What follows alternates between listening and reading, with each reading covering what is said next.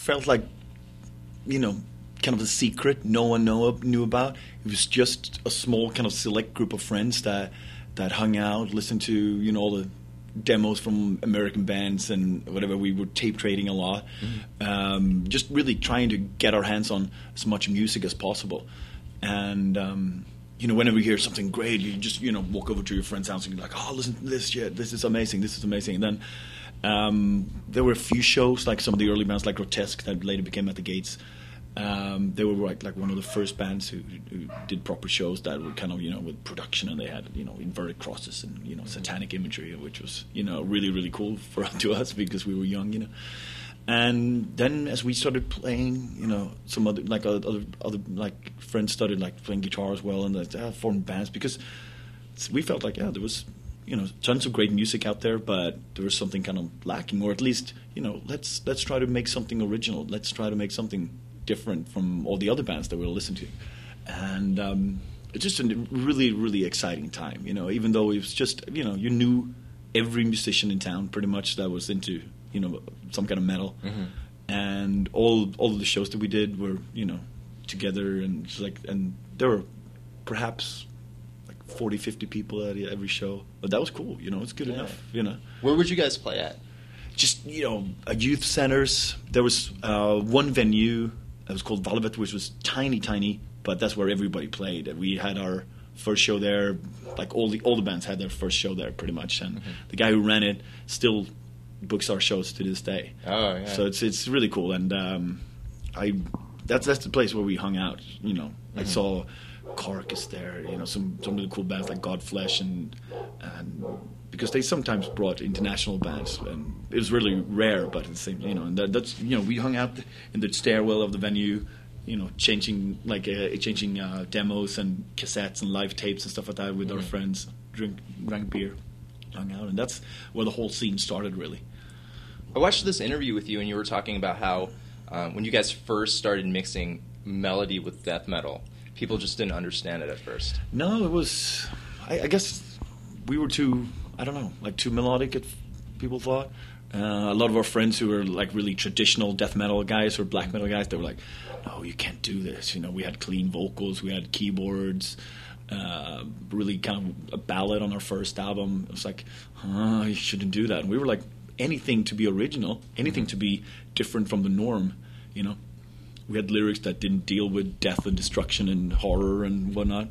And that was the sole purpose of the band, to create something that was different from anything else, and of course incorporating all the influences from our favorite bands and favorite genres. Aside from wanting to just be original, were there objectives that you guys wanted to pursue? What was your mindset then? Me and Nicholas, we were kind of serious about it. We even before we started playing guitar, we were like, all right, we're going to start a band. It has to be.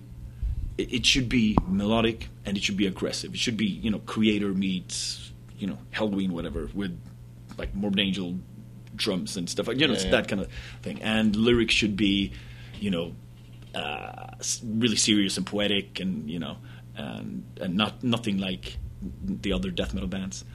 And I think even before we started the band, we had like an idea for a concept album and stuff like that. You're really pretentious and young, and But it was really exciting.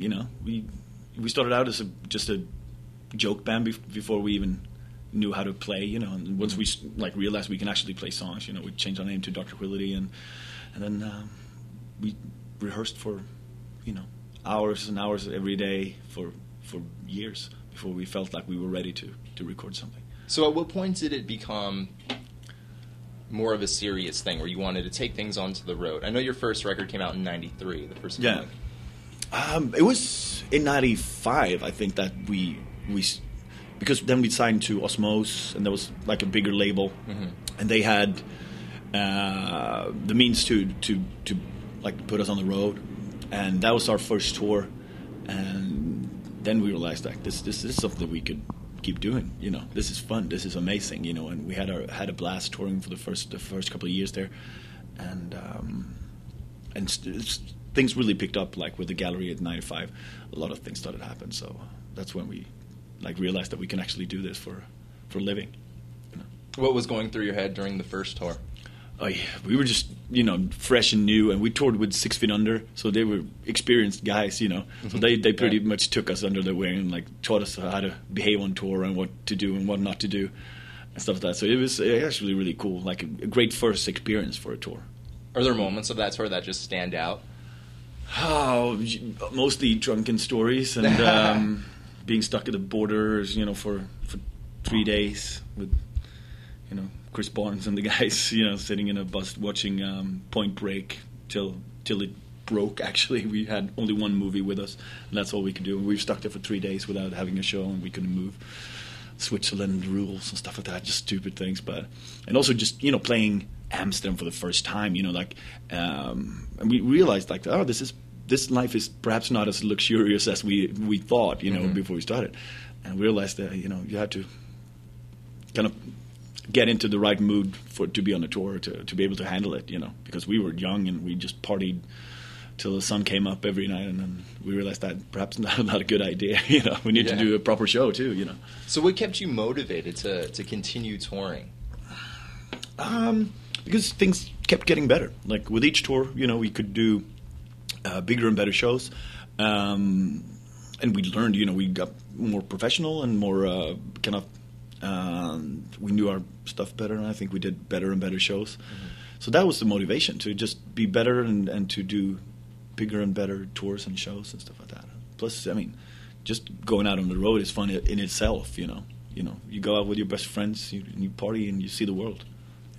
From the first few years of you guys touring, what do you take away from that the most?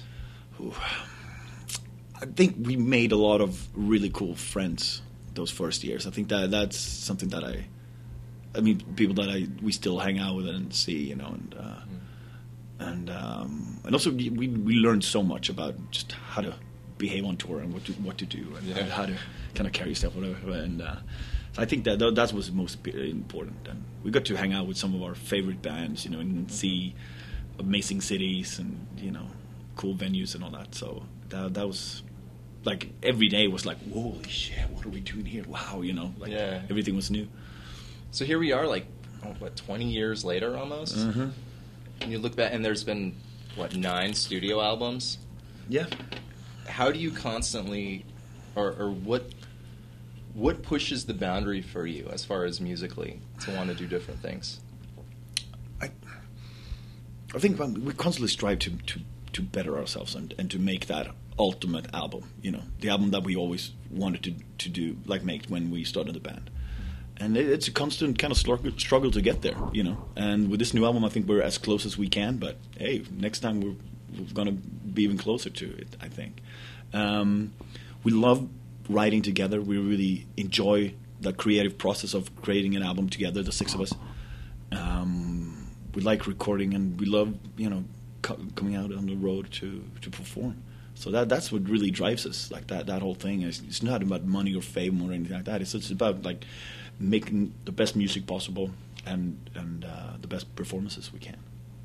I want to talk a little bit about We Are the Void. You were talking about how it has to do with people feeling some type of emptiness. Yeah. Tell me about that. Well, I guess, there's uncertainty in everybody's life, I think. How do you deal with the fact that, this is going to end one day, and how do you, what drives people, what drives us as to do things, should we just make the most out of it and then, just fade away, and, or some people kind of put their faith into a religious system or something like that, some kind of faith system, so that they will feel better about the things that they do, or, better about the inevitable end.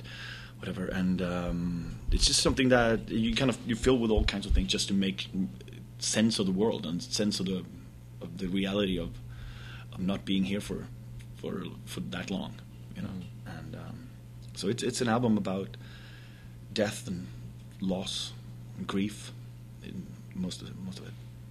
So it became a very serious album for sure for us, Are there experiences within the past few years that have? I guess so. Growing up and being more responsible. I'm not 20 anymore, where I felt I was invincible and I could do anything, and I didn't really care for my own personal safety. Mm-hmm. Whereas now, I have a child, and I need to be, responsible and take care of myself and her, of course. And I've seen,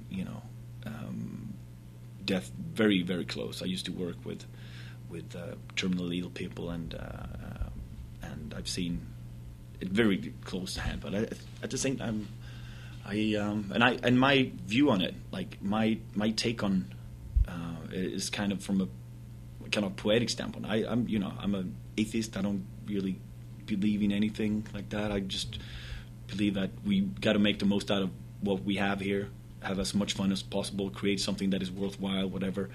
And I like, my inspiration for the whole album lyrically was the way that Scandinavian poets kind of write about life and death and sorrow and grief.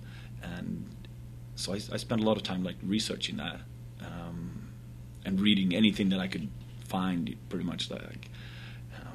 And it was really interesting, and it inspired me a lot just to write the whole album. You mentioned that you worked with terminally ill people. Yeah.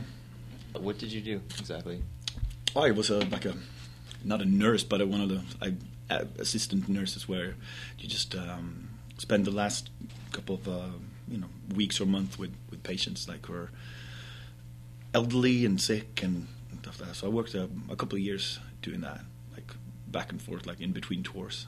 And so you really get to see that firsthand. You're holding someone's hand as they die, and I've seen that so many times. And it was hard to kind of get to know people, and then seeing them die, and then just get to learn, like, know new people, and then just see them fade away. And it was just kind of, I don't know, comforting to me. It's sad, obviously, but it's kind of comforting to see that people make their peace with, in whatever way, and that's something that I think that I wanted to address on this album, like the different ways you deal with it, with your own mortality. Like, how do you make sense of it?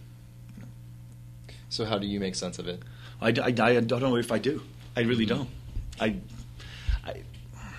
still feel somewhat invincible, and I don't really. But I'm starting to kind of trying to find out, and that's still that emptiness, and I need to fill with something, I guess. Now it's perhaps I deal with it by creating something that I know is going to be there when I'm not here,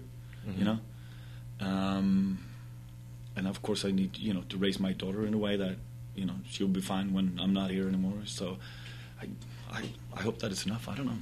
I'll probably find that's probably going to change as you get older, wiser, hopefully. We were talking about the Gothenburg scene a little earlier. Yeah. How has death metal itself evolved over the 20 years? Hey, it has evolved a lot, right? Mm-hmm. It started out as something kind of extreme, and it's now, and as I said, like something that was kind of secret to us and nobody knew about it. And all of a sudden, there's like a new generation of fans. There's a new generation of bands, and it's become something that I would consider mainstream, as opposed to what it was back then, especially in Sweden. And but I think it's good, I probably, if I went back in time 20 years and saw what we were doing now, I'd scream like, sellouts, bastards, But at the same time, for me and for us, we never compromised with our sound, and it is just, we just received kind of the attention, or whatever, the appreciation from being kind of true to ourselves and not ever changing our sound, or at least changing because of what other people have thought about us or want from us. So it's always been the six of us and nothing else, pretty much. But the scene, there are new bands that are struggling in Gothenburg, to kind of reach out, because it's so hard, because they're constantly being compared to us, and In Flames and At the Gates and all that. So it's kind of hard to kind of break out of that scene and not be just that's just another copier and stuff like that. So I meet a lot of bands, from our area, and they go like, "Fuck, there's no way we can do it, because everybody keeps, doing these comparisons, and it's not fair, And I remember feeling like that as well, like in 95, 96, when when people started talking about the Gothenburg scene, and everything was like, oh, they sound like all these bands sound the same, and you go like, no, it's not true, you know. So, but the scene is really strong now. There's tons of new, really cool bands, and obviously the bigger bands are doing really well, and you know, we never really get to see each other because everybody's on tour all the time. But I really like how strong it is, and I love the fact that it's getting attention for being good music and good quality music rather than just being, you know, melodic death metal or a certain sound, you know. If it was The Secret back in the day, the small little community of people, what caused it to resonate throughout the world? I don't know exactly what. I guess it happened in '95. Like, I think it's released Slaughter the Soul. In Flames released what it's called, like Clayman, I think, or we did The Gallery, and a lot of people noticed those albums, you know, as being original and different. And there was a sound. Obviously, we recorded in the same studio, so there was a certain sound to them that people could, you know, get into. And I think that's the year when things started happening. Do you think that innovative music in itself has to come from the grassroots and work its way up? I don't. For me, that's my experience, but I don't know if it has to. You know, not necessarily. But I think you need to, I guess, like, have at least start with that kind of idea that you want to do something different, and not just start by copying your favorite bands and then, you know, create something out of that. And then I don't think that will work. You know, it could work, obviously, but it's like, and I only have experience, you know, from us, you know, from our band. That's it, you know. So that's how we did it. Like, we started out to just really trying to focus on be different, be original, just create something that no one else has done. You know? I want to ask you about the current tour with Killswitch and Devil Wears Prada. Yeah. How is it with Devil Wears Prada on that tour? It definitely seems like an interesting mix of bands. Yeah, it's odd, you know. They're very, very different from ours. Mm-hmm. I mean, they're really cool guys, but when we hang out, it's like we have nothing really in common, you know, because we're younger. It's that they're not really from the same, you know, musical background and whatnot, but really, really cool guys. An amazing live band, you know, really cool live band. And we found out, like, a lot of their fans are really much younger than ours, but they seem to be overwhelmed by our music as well. So we, like, a lot of their fans come up to us after the show and go like, holy shit, who are you guys? You know, where have you been all my life? That kind of stuff. So it's really, really cool to see that happen, you know, like, you know, 15, 16-year-olds going like, and immediately run and buy the album, you know, the merch stand. So that's been amazing. And that's the reason why we did this tour, to really kind of turn a few heads, you know, open up a few minds to our music. And has worked out really, really well so far. Where do you want Dark Tranquility to go now? Just all over. Like, do we want to reach out to a bigger audience? Obviously, we want to tour, you know, the cities and countries we haven't been to, and we want this album to really mark the beginning of the next 20 years. Like, this should be it does feel like a fresh start. You know, it feels like the beginning of something really cool and new. You know, so we're just going to make the most out of it and have as much fun as possible and make even better and bigger shows.